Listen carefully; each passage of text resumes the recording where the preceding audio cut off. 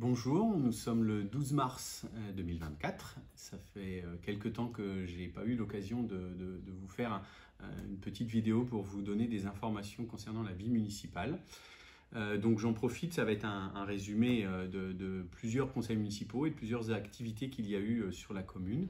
Donc tout d'abord, lors du conseil municipal de janvier, nous avions deux sujets qui ont été traités. Le premier, il s'agissait de la salle des fêtes, un projet qui était dans les tablettes pour évaluation. Au bout d'un an d'études, nous avions identifié l'hippodrome comme étant un lieu possible dans le cadre d'une restructuration de l'orchidée. Pouvait être vraiment le lieu tout à fait adéquat. Il coche toutes les cases de ce qu'est une salle des fêtes. La difficulté, c'est le montant de l'investissement. Les architectes et les bureaux d'études qui ont travaillé avec nous sur ce sujet nous amènent à des montants d'investissement qui sont proches de 4,7 millions d'euros parce qu'il y a beaucoup de travaux à faire. Et puis évidemment une acquisition, mais c'était envisagé, ce qui fait que ce projet-là est reporté. Il n'est pas abandonné parce qu'on estime que c'est la meilleure solution que l'on puisse avoir sur la commune, mais cette salle des fêtes, ce projet va être reporté et probablement que ce sera la mandature suivante qui devra se poser sur ce sujet. Deuxième sujet qui a été abordé dans ce début d'année, le lancement de l'étude sur la restructuration du Saint-Éloi. Donc une réunion publique a eu lieu et le prochain atelier aura lieu le 13 avril et l'objet c'est de construire avec les volontaires. Donc vous pouvez vous inscrire en mairie sur ce sujet-là. L'objet c'est de construire les services à la population, les aménagements qu'il y aura autour de la rivière du Saint-Éloi qui va reprendre sa place à Sellac. Sujet qui a été débattu aussi lors du conseil municipal, celui-ci c'était celui de février, la régie de restauration collective. Nous nous sommes engagés sur le fait de réintégrer la production des repas pour les enfants de nos écoles publiques et privées du territoire dans un service public municipal et non pas sous une forme d'une prestation comme c'était le cas jusqu'à présent. On est dans un processus qui a pris pratiquement 2 ans, un travail de longue haleine, très précis, accompagné par le GAP 56, le groupement des agriculteurs bio du Morbihan, mais aussi par une association qui s'appelle Nourrir la Vie, une société coopérative. Et ce projet verra l'aboutissement par la reprise en main dès la rentrée de septembre de cette production de repas pour nos enfants.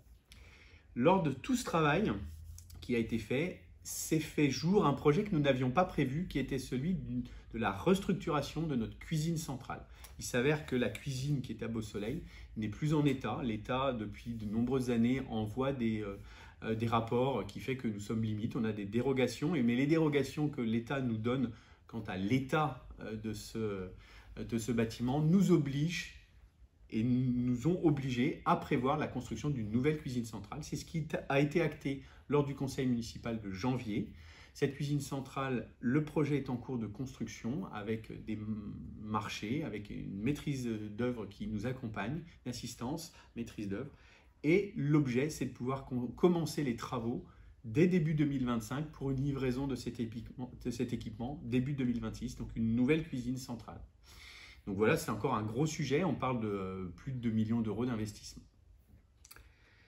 Il s'avère qu'en février, c'est le jour où aussi, en conseil municipal, on vote le compte administratif de l'année passée, donc compte administratif 2023, avec une année exceptionnelle en termes de fonctionnement pour la commune, où on a eu un très bon rendu en termes d'investissement, même si on aurait préféré sur certains projets aller plus vite, c'est le cas des travaux des rues Le Grand-Lebris.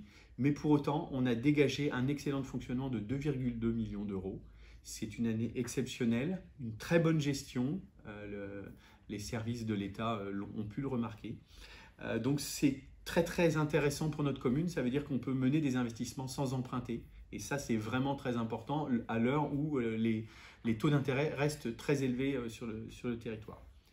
Au conseil municipal d'avril, le 2 avril prochain, on votera le budget 2024. Le budget 2024 sera sur cette même tendance en termes de gestion et de rigueur de gestion. En revanche, nous aurons plus de difficultés au regard des hausses de coûts que l'on a sur certains postes, notamment l'énergie, sur lequel il y a un effet retard qui s'applique sur la commune, ce qui fait que globalement, on estime à plus du doublement de notre facture d'électricité. On imagine c'est potentiellement 300 000 € de plus sur le budget cette année, ce qui est quand même très important.